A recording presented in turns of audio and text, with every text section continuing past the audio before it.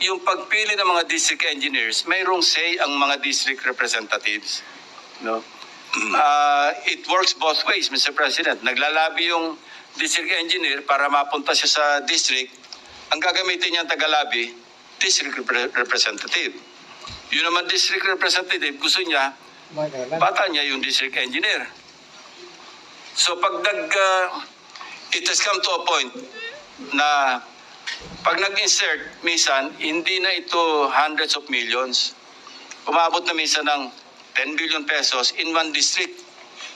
We heard stories about, or based on records, isang district 51 billion, isang district 15 billion.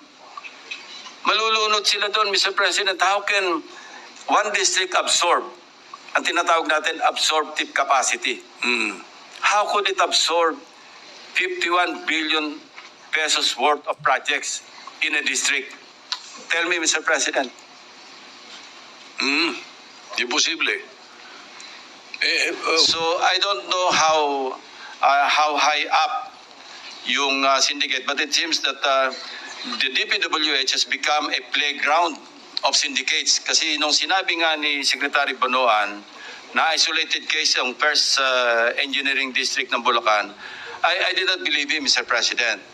Kasi mismo ang presidente, pag nag-iikot sa iba't ibang lugar, may nakikitang ghost projects. I myself, my team, was able to validate this in Nauhan, in Sitio Dike, Barangay Apitong. And I was listening to this interview by Secretary Bonoan. Sabi niya, miscommunication lang daw with the barangay chairman na sinasabing yung project na sinasabing ghost project, ibang lugar daw. Well, ang sinabi niya, Barangay Dike. Barangay, hindi raw sa Barangay Apitong. Sitio Dike, Mr. President, is in Barangay Apitong. And our basis for locating that particular ghost project declared as completed, pero walang project na nangyari.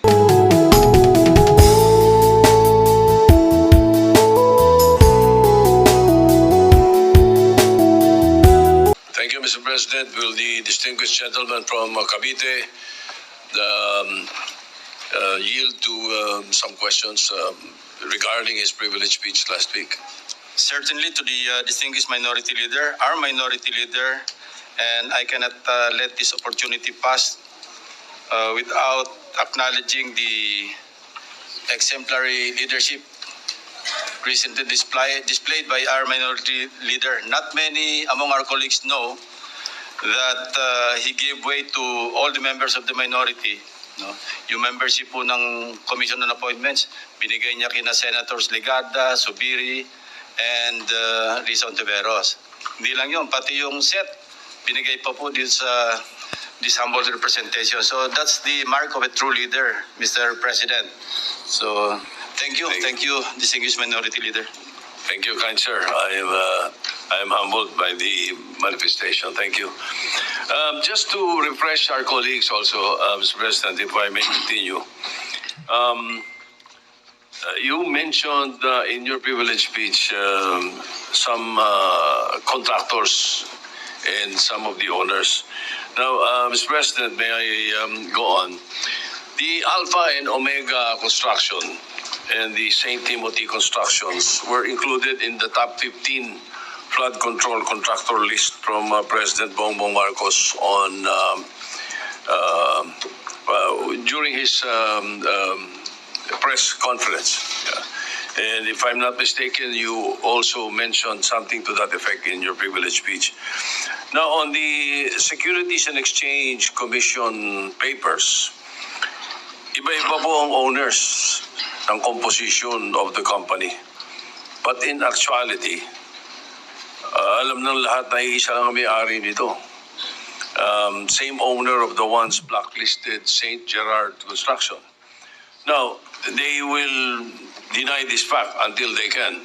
However, in one of the tax cases filed against them on 2022 before the Court of Tax Appeals, CTA case number 10472,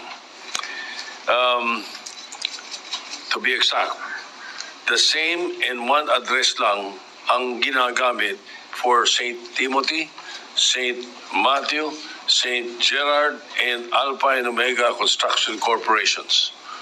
Also, the majority stockholder of St. Timothy, who owns 85% of the company, named Miguel Juntura, was the marketing director of St. Gerard. The question, Mr. President, billions of government projects concentrated and monopolized by a few. Mr. President, paano nila itong nailulusot? Who monitors this kind of circumvention? We have an agency, Mr. President. It is called the Philippine Contractors Accreditation Board, or PICAB, which is the implementing board of the CIAP, a construction industry authority of the Philippines. Incidentally, this authority is under the DTI. Pero it seems na medyo nahaluan na rin yata ng konting, o hindi lang konti, nakatiwalian pagdating sa mga flood control projects, because information keep coming in sa aming opisina na itong PICAB nagre-resort na sa accreditation for sale. May mga ganyang reports, and I've talked to some contractors, private contractors, na they had this experience of being offered accreditation by PICAB, na sila na yung bahala sa bank certificate and other requirements, for a fee of, I think, 2 million pesos for a start. So ganito na po kasama talaga yung kalakaran sa ating bureaucracy. And I think in the second hearing of the Blue Ribbon Committee, because I believe, as we have monitored, na during the first hearing, guess po ninyo yung resource person nyo, yung PICAB. And there's some issues that they could not explain during the hearing. And I think we can take this up again with them, your observation in relation to St. Timothy and Alpha and Omega. Incidentally, Mr. President, Alpha Omega was mentioned by the Pride of Congress, who incidentally is the produced seed of our distinguished colleague, Senator Loren Legarda. Sabi ko nga, move over, Senator Legarda, there's a new kid on the block. And to her credit, she produced a seed named Leandro Legarda Leviste. Nabanggit po niya itong Alpha Omega, na one of the 3 contractors na involved, na may resibo pa. Ang sabi niya, I heard his interview sa radio, TV, and he identified Alpha and Omega ba ito? Yes. Alpha and Omega Construction Corporation as one of the 3 bribe givers given through the district engineer of Batangas, First Engineering District, si Abelardo Calalo. And I think we should not stop at filing the information or filing the case with the prosecutor's office of Batangas. I think we should dig deeper into this case. Congressman Leviste offered him to be a state witness, and I think the Department of Justice can pursue this, if only to identify and to catch the bigger fish. Kasi lumalabas ngayon, as I mentioned in my privilege speech, naging bagmen na lang, naging legmen yung mga district engineers. Sila na lang yung tagatakbo ng mga contractors, and who knows, maybe even the funders who are the sponsors or proponents of insertions in the GAA. Well, thank you for that, Mr. President. May I know how the Philippine Contractors Board is formed? Paano nabubuo itong board na to? Who appoints the members? Who elect the members? Let me look into that, Mr. President. But I think that's a good question to be raised in the second hearing of the Blue Ribbon Committee, led by our distinguished colleague, Senator Marcoleta. I-take note natin, Mr. President, so we can Yes. ask this question. That's good. Thank you very much. Now, speaking of government officials, to determine the involvement of government officials or intertwined ownership with those who have been blacklisted or those who have tax evasion cases, do you think we should also try to dig deeper during the evaluation of project contractors, such as going into the layers of their ownership? Hindi po ba dapat ganun ang gawin? Certainly, Mr. President, we should look into that. Ano? Yung interlocking directorship ang tawag doon, na kung saan nilalayer, pero pag tinignan mo yung corporation documents ng several corporations, nag-interlock yung mga director, sila-sila rin. No? And of course, nilalayer para hindi ma-identify. And this is a practice being committed by, mga unscrupulous corporations that deal with the government, particularly mga flood control projects. Yeah, Mr. President, your guess is as good as mine also. Hindi ko nga alam kung paano nabubuo itong Philippine Contractors Accreditation Board. Kasi in 2023, the Bulacan River Project amounted to 96.4 million was deemed completed. However, upon the ocular inspection of the President, stated that more than 200 meters of revetment was not built. And the contractor is St. Timothy Construction Corporation. O sila na naman yun. So after this anomaly, the PICAB, o yung Philippine Contractors Board, the PICAB license of St. Timothy was renewed from 2025 to 2027, allowing them to again participate in other massive government projects. How is this? How can this happen, Mr. President, Your Honor? Most likely, Mr. President, ghost project po ito. Yung minention nyo na 96 million na peso flood control project. Ang nangyayari po kasi, Mr. President, as I also mentioned in my privilege speech, minsan yung lisensya ng contractor, hinihiram na lamang ng District Engineering Office at sila na nag-implement. And the District Engineer is the one, upon receipt of the what we call Project Designation Order. So mag-organize na siya, he will appoint the Project Engineer, PE. And he will also appoint yung inspector unit, yung mag-i-inspect. And even if hindi makompleto yung project kasi nga ghost, mag-i-issue na rin sila ng tinatawag na Statement of Works Accomplishment. Puro papel po ang tumatakbo, ang umaandar without the project being completed. And I think there's a failure in the monitoring system of the Department of Public Works and Highways in the central office. Kasi meron silang monitoring office under a USEC, in the department. Ito yung nagmo-monitor ng progress ng lahat ng mga projects, not only flood control projects, but all kinds of infra projects under the auspices or supervision of the Department of Public Works and Highways. So I don't know how high up yung syndicate, but it seems that the DPWH has become a playground of syndicates. Kasi nung sinabi nga ni Secretary Bonoan na isolated case ang first engineering district ng Bulacan, I did not believe him, Mr. President.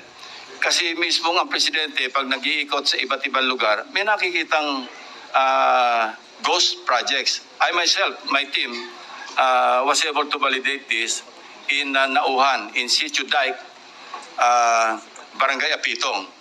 And I was listening to this interview by Secretary Bonoan. Sabi niya, miscommunication lang daw with the barangay chairman na sinasabing yung project na sinasabing ghost project, ibang lugar daw. Well, ang sinabi niya, Barangay Dike. Barangay, hindi raw sa Barangay Apitong. Sitio Dike, Mr. President, is in Barangay Apitong. And our basis for locating that particular ghost project declared as completed pero walang project na nangyari, pinabalidate lang namin do sa barangay chairman and some residents na talagang wala silang nasaksihan na construction ng flood control projects in that area. Kasi isang sitio lang naman to, Mr. President. Yung Sinasabi niya, miscommunication, mali raw yung aming team, which I cannot accept, Mr. President, because, I have this habit of validating, counter-checking, validating again before I open my mouth, especially in a privileged speech, because I know I will be fact-checked. And it really happened because andyan na yung media, nagpunta na doon sa mga binanggit kong ghost projects, and they were really fact-checking kung talagang ghost projects.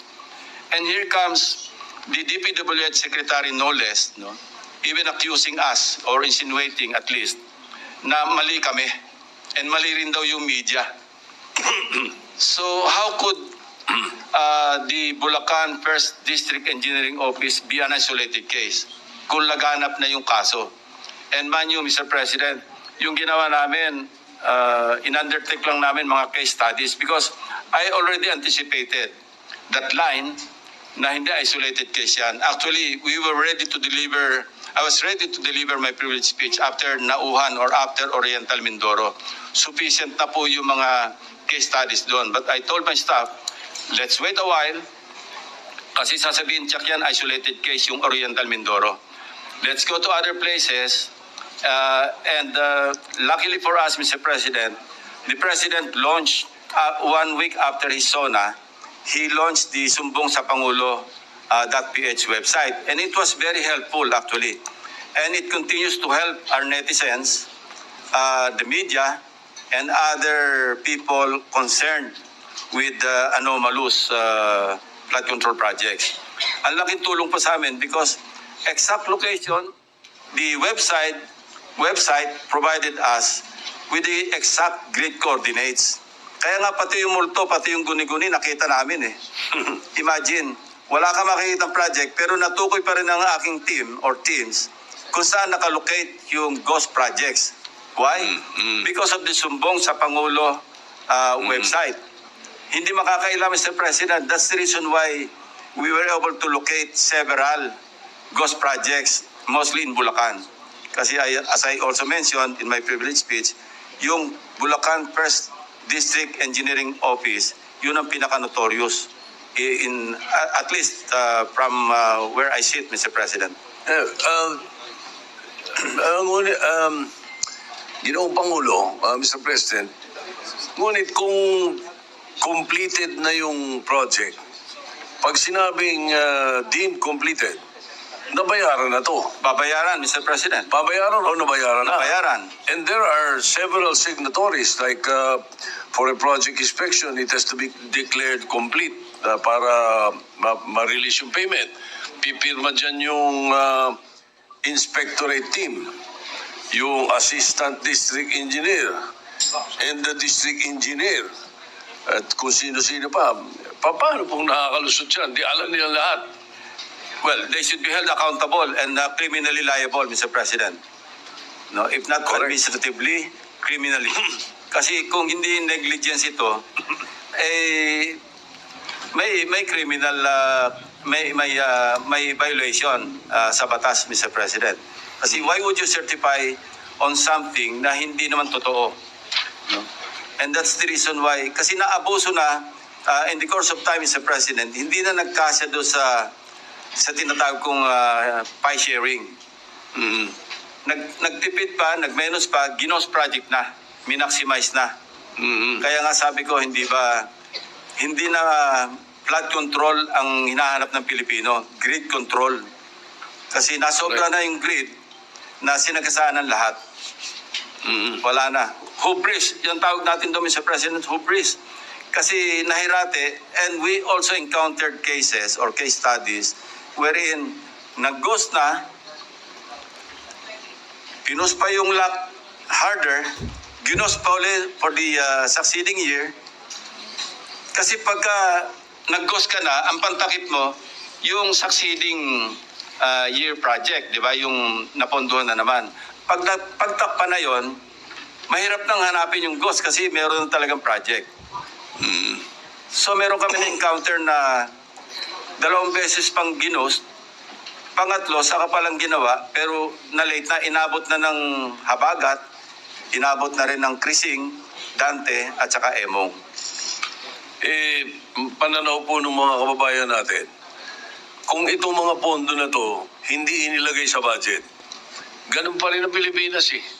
Pero nakatipid tayo ng napakalaking pera na napunta lang sa bulsa nila. Hindi po ba? Ganun ang nangyayari. Yes, Mr. President, but kung hindi naman natin popondohan, wala naman tayong flood control projects. Wala naman tayong mga dikes that will protect our farmers in low-lying areas. So I think the better solution is really to,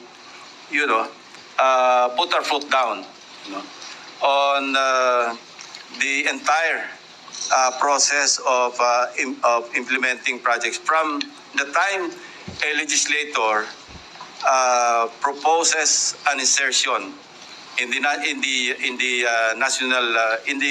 budget measure.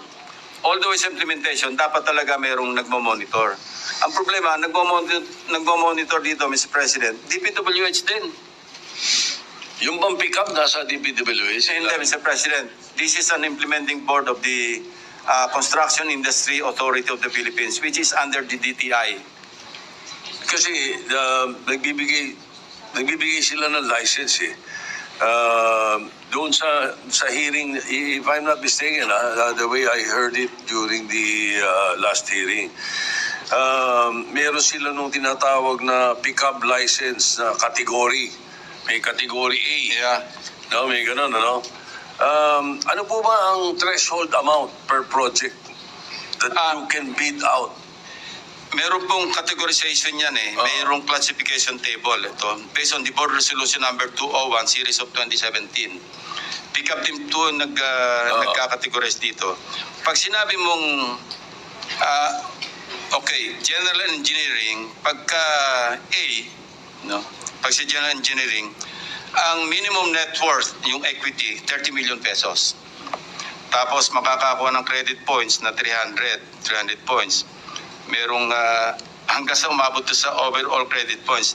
Now, do sa third stage of adjustment on allowable ranges of contract costs, yung ARCC. Ang sinasabi dito, pagka yung medium B, ito yung A, kasi large A yung double A.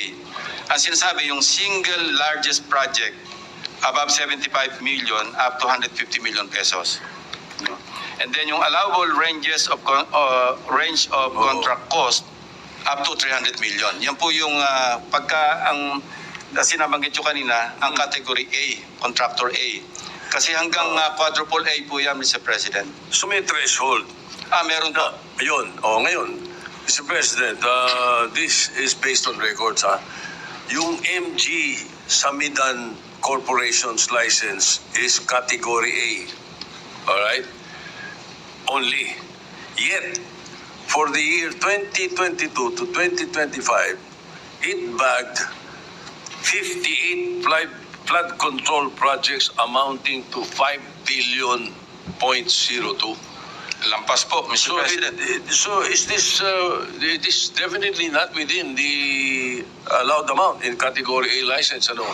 Yes, Mr. President. And this is one of the questions that we should ask PICAP to clarify. Kasi paano makakakuha ng ganong kalaking kontrata kung siya ay medium B or license category A? Kasi sinasabi rito sa table, ang single largest project above 75 million up to 150 million. And allowable range of contract costs up to 300 million. Kasi kung billion, medyo lampas-lampasan siguro. 5 billion po. Baka pang quadruple or triple A na yan, Mr. President. 5 So we billion should po. ask Ito pa. them. Maganda ito, lalong sumasarap. In 2019, itong MG Samidan's paid up capital is only 250,000 pesos. Lalo na, Mr. President. Ano? Di ba? Come 2022, how is it possible that their financial capacity increased to undertake billions worth of projects? I think, Mr. President, distinguished minority leader, we should attend the second hearing of the Blue Ribbon Committee and clarify po natin ito. wala po yung ating chairman ng Blue Ribbon dito, but I have a comment, if I may, Mr. President, distinguished Majority Leader. September 1 din yata yung first hearing natin ng DPCC. Baka naman pwedeng pagsalisihin natin yung petsa kasi parehong gusto nating mag-attend do sa dalawang all too important hearings. So baka naman pwedeng mapakausapan natin yung Blue Ribbon na ilis man lang sa ibang petsa, not on September 1. Kasi September 1, Is it I at don't the know same time? kung anong araw yon, but if it's session day, Pareho din? maubusan tayo ng oras. Is it at the same time? Yeah, we take note of that, Mr. President. We will consult with the chairperson of the Blue Ribbon Committee and the chairperson of Finance, Mr. President. Thank you, dear colleague. Thank you, Mr. President. Now, during the hearing also, Mr. President, that's why talagang tama, napakahalaga na maka-attend tayo nito mga hearings na ito. I found out that yung blacklisting po nila is only 1 year. I feel that it's too lax a penalty for being blacklisted. Hindi lang yun tapos gagawa pa na ibang kumpanya. Do you think we should come up with a sticker penalty? Let's say 3 to 5 or 3 or 5 years. Pag na-blacklist ka, dapat 5 taon, hindi ka pwede. What do you think, Your Honor, Mr. President? Mr. President, I was told that the creation of PICAP is under Republic Act 4566, and I think we should revisit RA 4566 para ma-check natin itong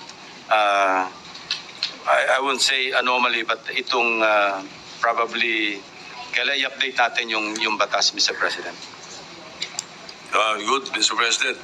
At least we would be able to look into that piece of legislation. Ano? Now, May I know what construction company are you referring to? Yung malitong paid-up capital. MG Samidan. MG? MG Samidan. Thank you. All right. Ito, madalas kong naririnig sa inyo ito during not only during the campaign, but many years ago. You're very concerned about the regional development councils, the local development councils. Ang sinasabi ninyo, dapat pag-akyat sa NEP or paggawa ng NEP, nakikinig sa local development councils, sa regional development councils, hindi po ba? That is correct, Mr. President. Kaya mahalaga rin talaga itong DBCC na hearing. Ngayon,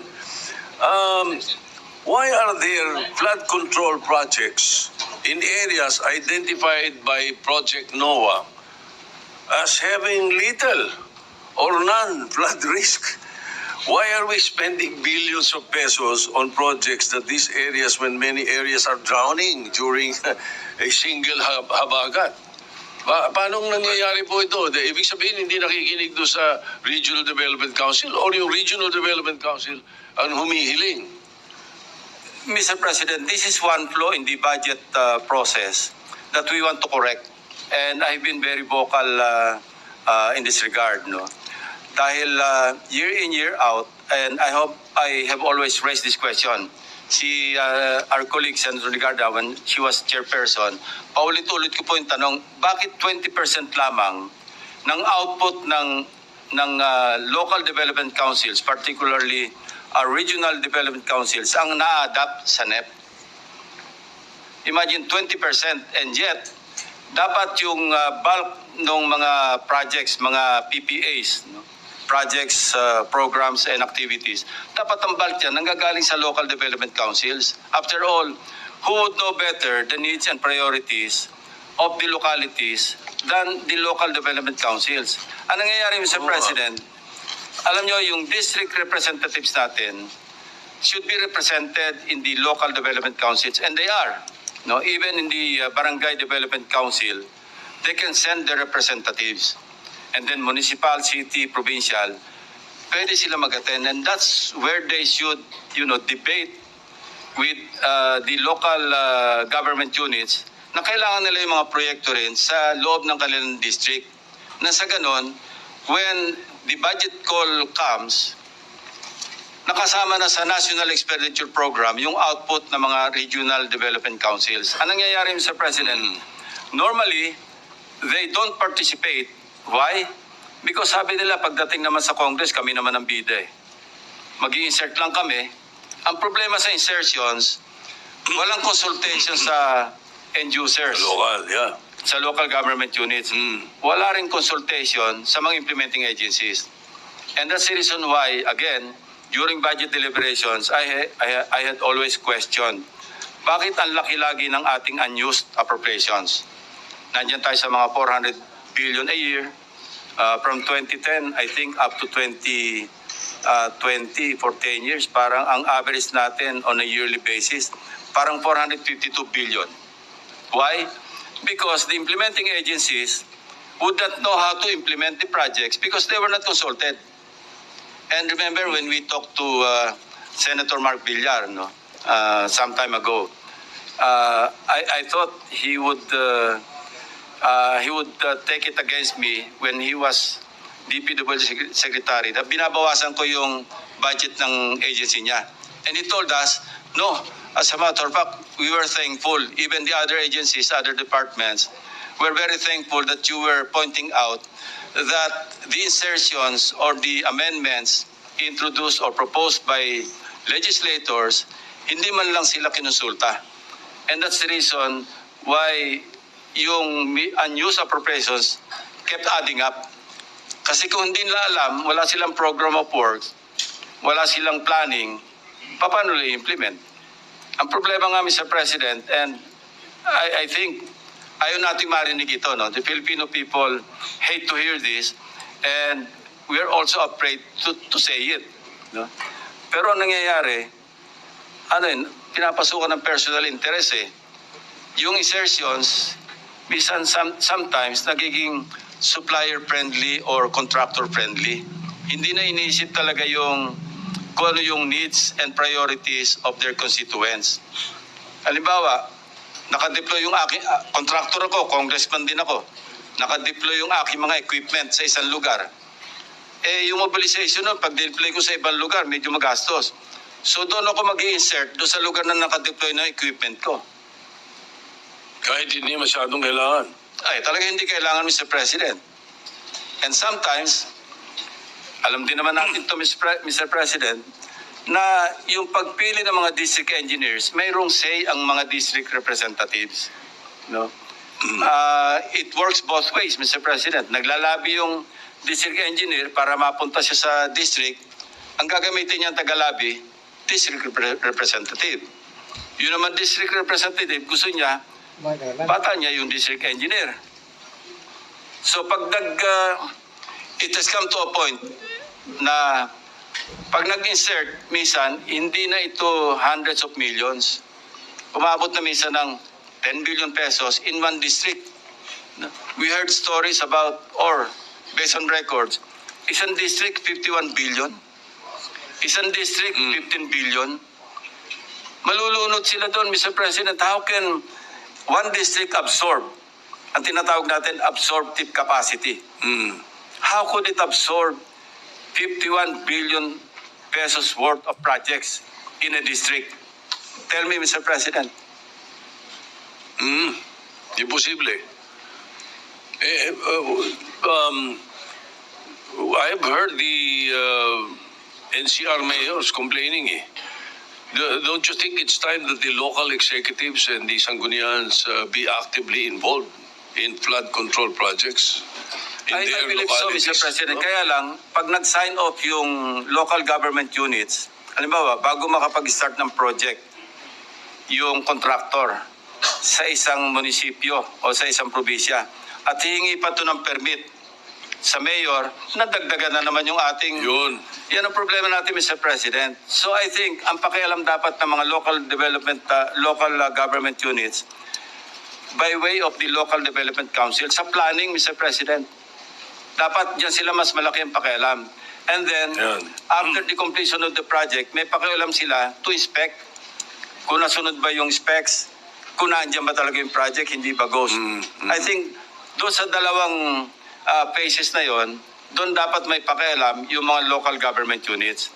But in the process of implementation, pag binigyan natin ng poder at kumuha ng permit, madadagdagan yung slice ng pie, Mr. President. So mas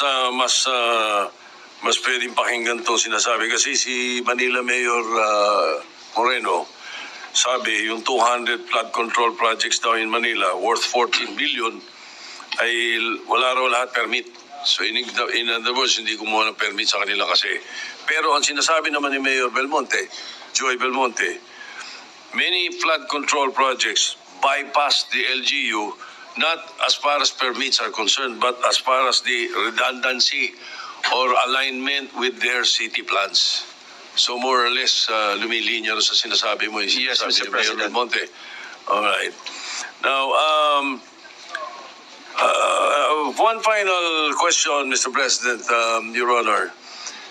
Do you think it's time we put a cap on how many government infrastructure projects a contractor may be awarded? Let's say a maximum of 5 projects. Tapos hindi annual.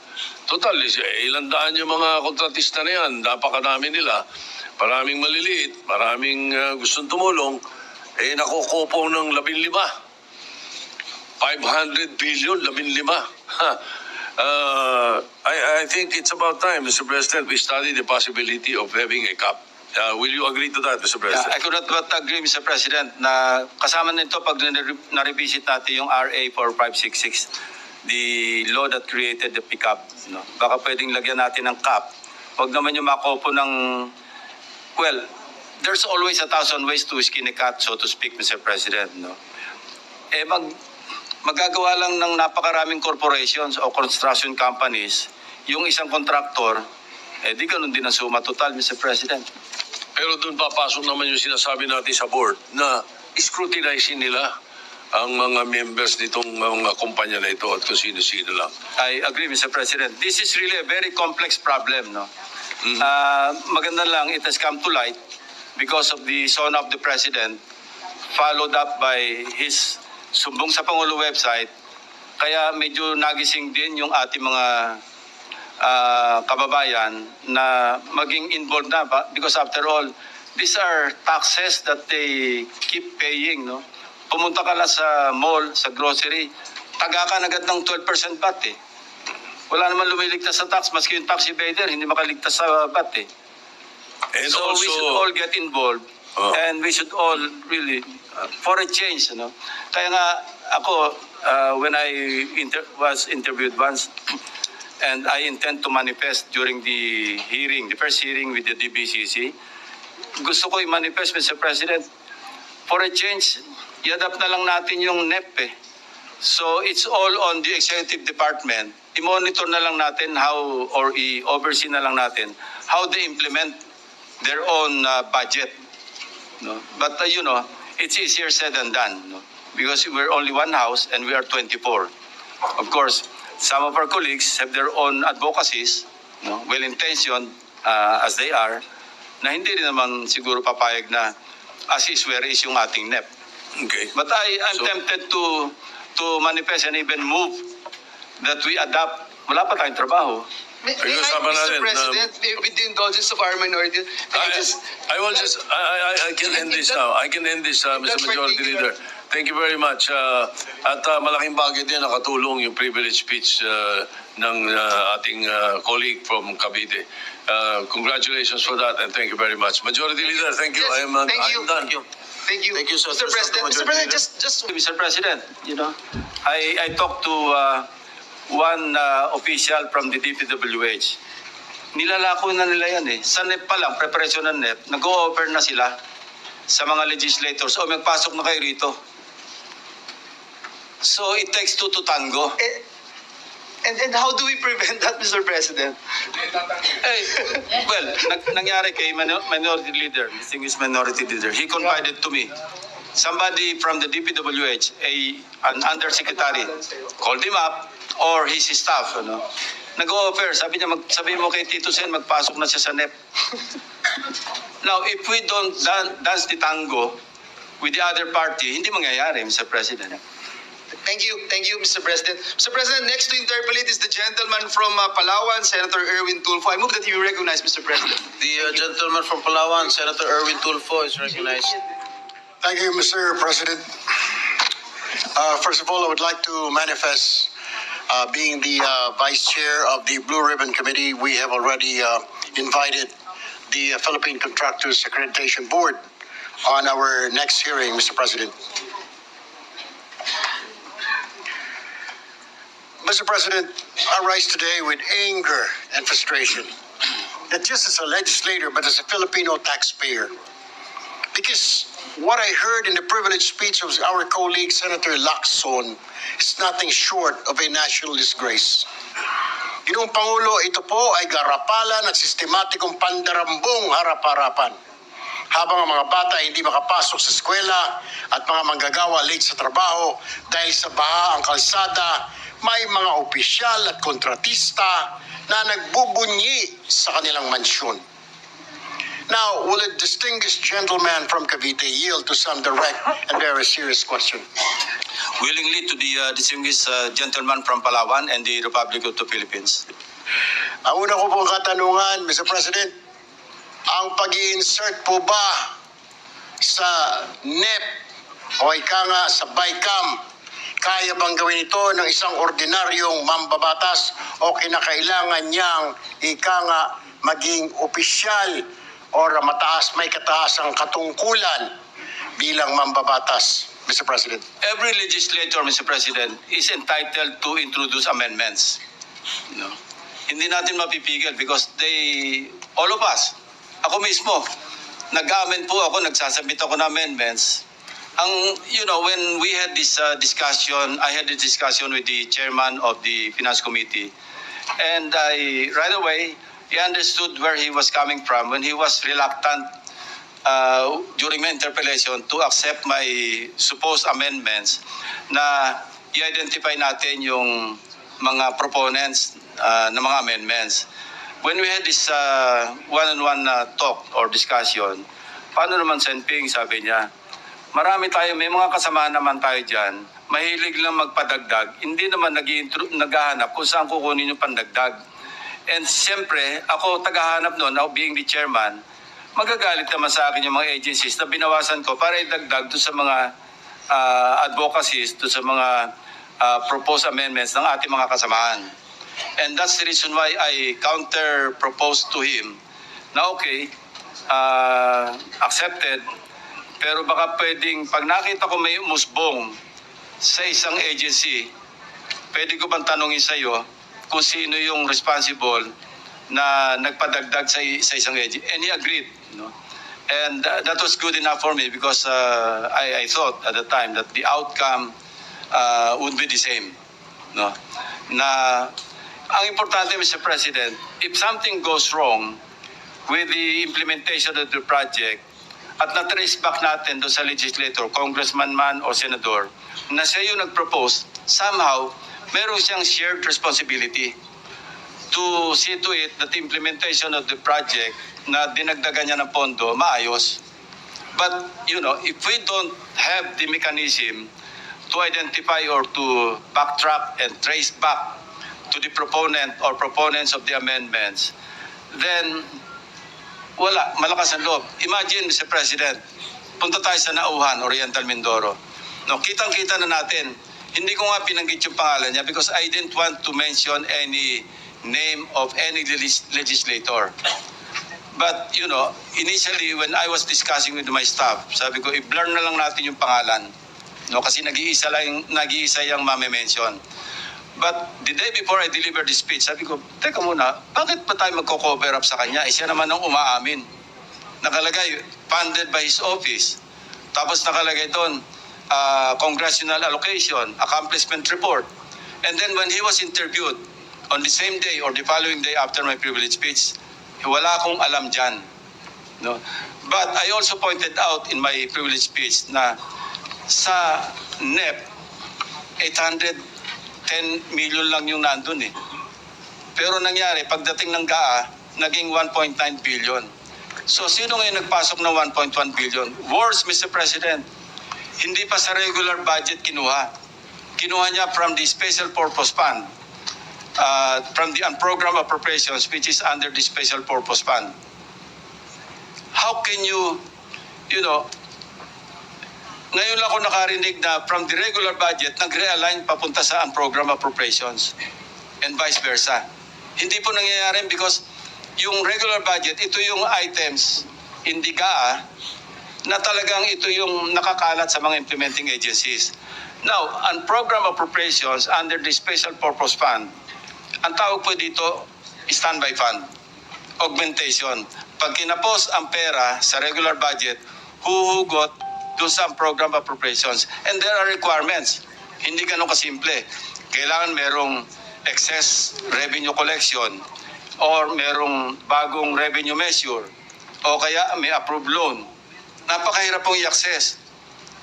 Kaya this will be one of the questions that I will raise before the DBCC to ask DBM paano na nakapag-allocate, nakapag-release ng SARO sa isang proyekto na hinugot yung pera from the program fund. Marami po tayong dapat i-correct, Mr. President, kasi ang pagkaalam ko sa budget natin, tatlo po yan eh. Regular budget, special purpose fund, and automatic appropriations. Now, when will we stop? Baka mamaya pati automatic appropriations i-realign na rin. Okay. Mr. President, sa inyong pong nakaraan na privilege speech, nabanggit po ninyo ang paggamit nga ng ang program funds for flood control projects.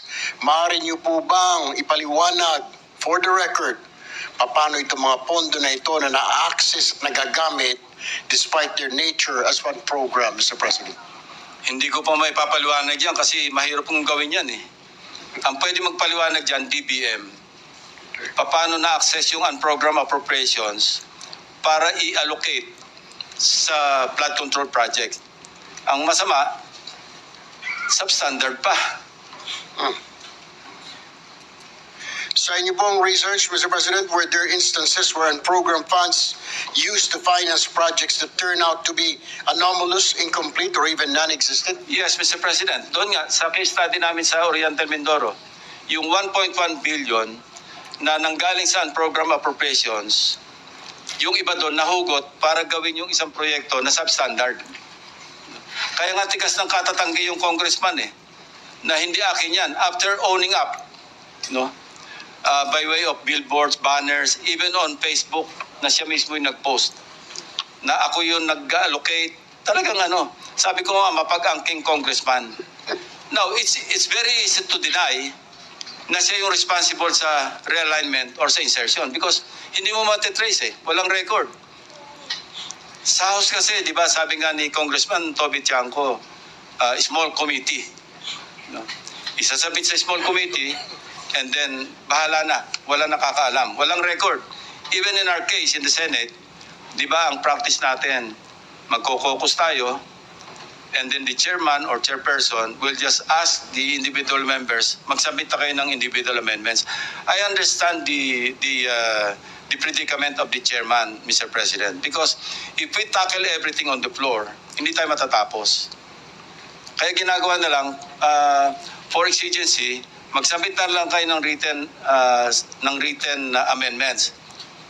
But, Mr. President, sana man lang, alam natin kung sino yung nag-submit ng written amendments. Kasi meron daw tayong kasama rito, magdadagdag sa isang department ng 5 billion. Wala namang kasama kung saan kukunin.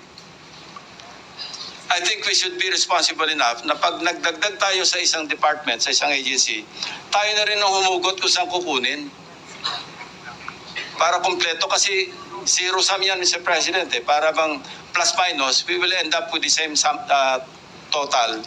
Kasi we cannot increase the budget. We can only reduce or maintain the total net total of the items or the funds for that particular GAA. Mr. President, you also mentioned coded budget in Bulacan First District. There were 28 projects all pegged in 77.199 million. Sa dinami-dami po ng ahensyang naghimay-himay ng budget, bakit po nakalusot?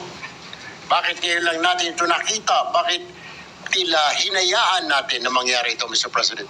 The same question lingers in my mind, Mr. President. Paano nangyari? I cannot answer your question, Mr. President. Mr. President, sa darating po na budget deliberation, paano po ito dapat bantayan, lalo na ng mga parte ng inyo pong grupo ng minorya? Well, sa akin, one good deterrent is to identify the proponents of the amendments or insertions. Malaking deterrent po yun. Kasi sa ngayon, malalakas ang loob na mag-insert in the billions or tens of billions of pesos. Kasi alam nila, hindi naman sila ma-identify eh. But if they know that the records would show kung sino yung mga nag-introduce ng amendments or insertions, then that's a good deterrent. Hindi lang yun, Mr. President. Sabi ko nga kanina, there will be a shared responsibility on the part of the proponent or proponents to really monitor yung implementation ng mga proyekto na sila mismo yung responsible for the insertion. Mr. President, to what extent do members of Congress or local officials have discretion or influence in identifying flood control projects in their areas, Mr. President? There should be no discretion, Mr. President. Dapat ito nakapasok lahat doon sa local development plans being submitted all the way up, from the Barangay Development Council to the municipal or city to the provincial and eventually to the regional development councils. You know, I'm glad that the President issued Executive Order number 82, enhancing or strengthening the regional development councils. And I hope maging active talaga yung mga regional development councils, yung mga local development councils in the crafting of the National Expenditure Program. Ang problema, the timing is off. No? I heard from most governors na while the budget call happens sometime in February, March, April, prior to the son of the President, kasi within 30 days, kailang may sabit na yung NEP sa House of Representatives. The problem is, hindi pa tapos yung mga regional development councils. Late na sila.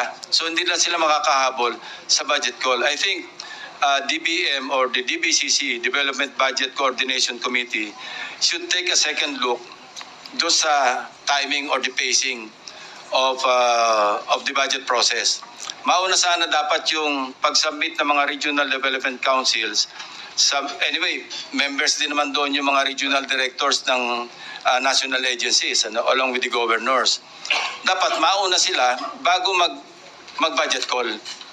Na sa ganon, nakasynchronize yung mga needs and priorities ng mga local government units doon sa ipiprepare na National Expenditure Program or the President's budget. Pangulo, nabanggit din po ninyo sa inyong nakaraang privilege speech na may mga contractors tulad ng Darcy and Anna Builders, Wawa Builders that are repeatedly implicated in fake or recycled projects that are so-called ghost or guni-guni projects. Bakit po nangyayari ito? Ano po ba, meron po bang pamamaraan, Mr. President, na maiwasan na ito sa susunod, na ito po'y matanggalan na lisensya, na ito po'y makasuhan para hindi na po umulit pa? Rightly so, Mr. President. We really should run after these people, But, of course, we also have to rectify yung mga flaws sa ating sistema sa gobyerno rin. Because it is the PICAB that issues accreditation.